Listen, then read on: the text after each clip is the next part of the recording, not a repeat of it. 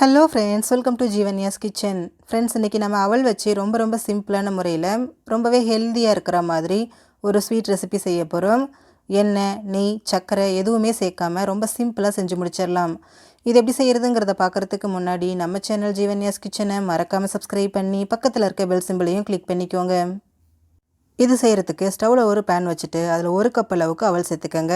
வெள்ளை அவல், சிகப்பு அவல் எது வேணாலும் சேர்த்துக்கலாம்.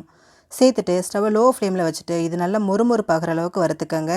நிறம் மாறணுங்கிற அவசியம் கிடையாது, நல்லா மொறுமொறுப்பாகிற அளவுக்கு வறுத்தா போதும்.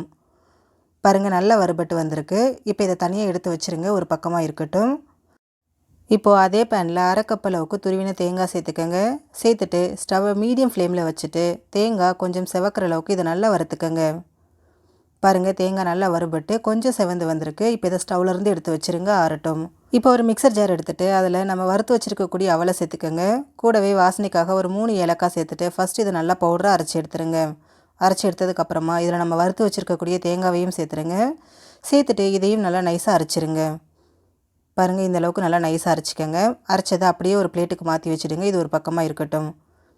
இப்போது அதே மிக்சர் ஜாரில் 1 கப் அளவுக்கு வறுத்த வேர்க்கடலை சேர்த்துக்கோங்க. சேர்த்துட்டு இதை பல்ஸ் மோடில் 1 பாதியமாக அரைச்சி எடுத்துக்கோங்க. ரொம்ப நைஸாக பவுட்ரு மாதிரி அரைக்கக்கூடாது. பாருங்கள், இந்த மாதிரி வேர்க்கடலை அங்கங்கே இருக்க மாதிரி அரைச்சி எடுத்துக்கோங்க. இப்போ இது அப்படியே இருக்கட்டும். இப்போது ஸ்டவ்வில் ஒரு பாத்திரம் வச்சுட்டு அதில் 1 கப் அளவுக்கு வெல்லம் இல்லைனா நாட்டு சக்கரை சேர்த்துக்கோங்க. நான் இன்றைக்கி நாட்டு சக்கரை சேர்த்துருக்குறேன். கூடவே 1 கப் அளவுக்கு தண்ணி சேர்த்துட்டு இதை நல்லா கரைச்சி எடுத்துக்கோங்க. மண் தூசு இருக்கிற மாதிரி இருந்துச்சுன்னா வடிகட்டிட்டு அதுக்கப்புறமா திரும்பவும் கடாயில் சேர்த்துக்கோங்க. பாருங்கள், நல்லா கரைஞ்சிருச்சு. இப்போ இதில் நம்ம அரைச்சி வச்சுருக்கக்கூடிய அவல் தேங்காய் பவுடரை சேர்த்துக்கோங்க. சேர்த்துட்டு ஸ்டவ் லோ ஃப்ளேமில் வச்சுட்டு இதை நல்லா கலந்து கொடுங்க. சேர்த்து 1 நிமிஷத்துலேயே அந்த அவல் வெந்து நல்லா திக்காகி வரும். அது வரைக்கும் இதை நல்லா இந்த மாதிரி கைவிடாமல் கலந்து விடுங்க. அவ்வளோதான், பாருங்கள், நல்லா வெந்துட்டு ஓரளவுக்கு நல்லா திக்காகி வந்திருக்கு. இப்போ இதில் நம்ம அரைச்சி வச்சுருக்கக்கூடிய வேர்க்கடலை பவுடரை சேர்த்துருங்க. சேர்த்துட்டு ஸ்டவ் லோ ஃப்ளேமில் வச்சுட்டு இது எல்லாத்தையும் நல்லா ஒன்று சேர்த்து கலந்து விடுங்க. அந்த வேர்க்கடலை பவுடர், அவல் எல்லாமே ஒன்று சேர்ந்து வரணும். அது வரைக்கும் இதை நல்லா கலந்து விடுங்க.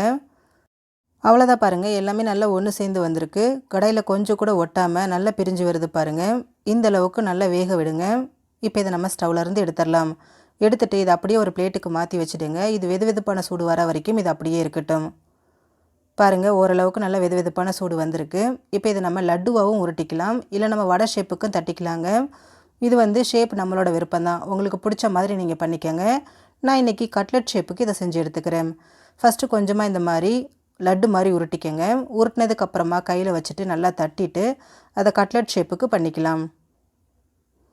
பாருங்கள், இந்த மாதிரி பண்ணி எடுத்துக்கோங்க. இது ஒரு 4 நாள் வரைக்கும் வச்சு சாப்பிட்லாங்க, கெட்டு போகாது. சாப்பிட்றதுக்கு ரொம்ப டேஸ்டியாக இருக்கும். ரொம்பவே பர்ஃபெக்டான ஒரு ஸ்வீட் ரெசிபி ரெடி ஆகிடுச்சு.